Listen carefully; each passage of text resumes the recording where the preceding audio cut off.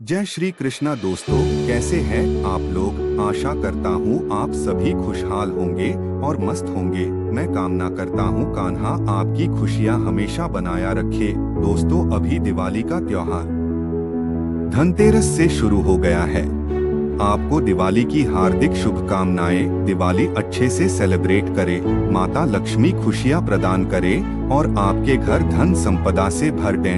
हरे Krishna channel में आपका स्वागत है। दोस्तों, आप जानते ही हैं कि ये चैनल प्योर आध्यात्मिक ज्ञान, मोटिवेशन, पौराणिक कथाएं, सनातन धर्म के व्रत त्योहार पार वीडियो लाते रहते हैं। ऐसी क्रम को जारी रखते इस वीडियो में सिमरिया घाट गंगा जी, जो बेगूसराय जिला के सिमरिया गांव में स्थित है और मिथिला का प्रसिद्ध धार्मिक स्थान है। ऐसा माना जाता है कि भगवान रामचंद्र विवाह करके अयोध्या जाते समय ऐसी जगह रात्रि विश्राम किए थे और महाराज जनक सीता माता को यहीं पर पानी पिलाए थे।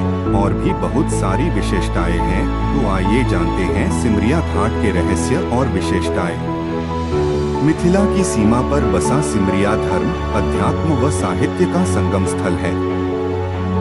एक तरफ जहां इसे मोक्षधाम के रूप में प्रसिद्धि मिली है, वहीं यह साहित्यकारों की तीर्थ स्थली के रूप में जाना जाता है। राष्ट्रकवि रामधारी सिंह दिनकर सिमरिया में पैदा हुए और देश ही नहीं बल्कि दुनिया भर में साहित्य जगत में स्थापित हुए। वहीं आध्यात्मिक दृष्टिकोण से देखा जाए तो सिमरिया मिथिलावासियों के लिए एक पवित्र तीर्थस्थली के रूप में है।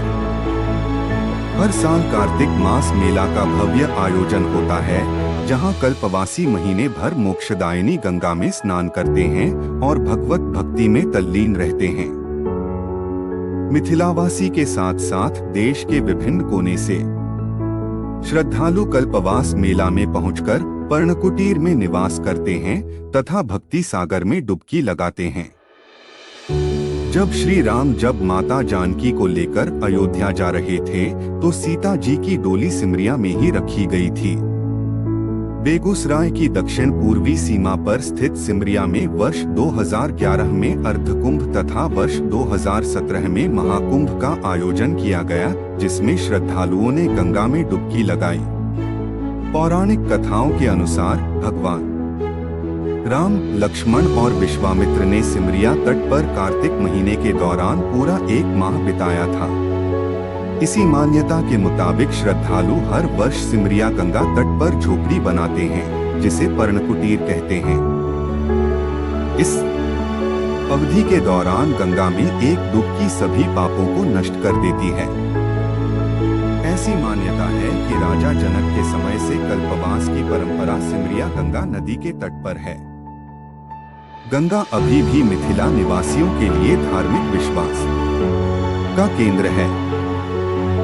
सिमरिया के बारे में एक और मान्यता यह है कि भगवान राम जानकी के साथ विवाह उपरांत जब अयोध्या लौट रहे थे, तो सिमरिया में ही रात्रि विश्राम किया था तथा तब से ही सिमरिया आध्यात्मिक केंद्र के रूप में जाना जाता है। कहते हैं कि सिमरिया मिथिलांचल का सीमावर्ती क्षेत्र है।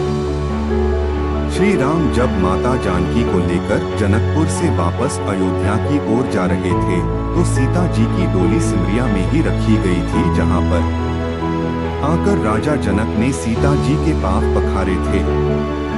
यही वजह है कि सिमरिया को मिथिला का दक्षिणी सीमा के रूप में जाना जाता है। सिमरिया में कल्पवास मेला को राजकीय दर्जा प्राप्त है। सिमरिया में गंगा के उत्तरायण होने के कारण इसका काफी ज्यादा पौराणिक महत्व है। हिंदू में उत्तरायण गंगा घाट पर स्नान करने का काफी महत्व है। सिमरिया के नाम को लेकर बताया जाता है कि सिमरिया मिथिलांचल और मगध का सीमा है।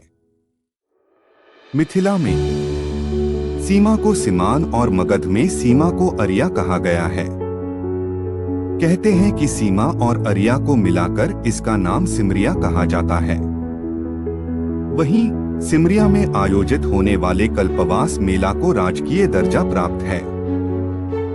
समुद्र मंथन के बाद यही शालिवन में किया गया था अमृत का वितरण। स्वामी चिदात्मन जी महाराज और कई अन्य जानकारों का कहना है कि सैकड़ों वर्ष पूर्व भी सिमरिया गंगा तट पर कुंभ मेला के आयोजन के प्रमाण मिलते हैं। जानकार बताते हैं कि समुद्र मंथन के बाद यही शालीवन में देवताओं के बीच अमृत का वितरण किया गया था। अमृत परोसने के समय अमृत की कुछ बूंदें यहाँ गिर गई थी। इसी कारण इस स्थल का नाम सामृता पड़ा, जो बाद में सिमरिया हो गया। यही कारण है कि यहाँ तुलार यानी कार्तिक मास में प्रतिवर्ष सूर्य चंद्र योग होने के फलस्वरूप कल्पवास होता है। राजा परीक्षित ने सिमरिया में ही महर्षि वेदव्यास से सुनी थी सप्त भागवत की कथा। शास्त्र के जानकारों की माने तो सतयुग, त्रेता एवं द्वापर में भी सिमरिया के कल्पवास मेला के आयोजन की चर्चा पाई जाती है। कहा जाता है कि राजा परीक्षित ने श्राप मुक्ति के लिए सिमरिया में 1 माह तक कल्पवास किया था। यही उन्होंने महर्षि वेदव्यास से सप्त भागवत की कथा भी सुनी थी। इसे महाभारत के कर्ण की चितास्थली तथा अनेक ऋषिमुनियों की तपोभूमि भी बताई जाती है।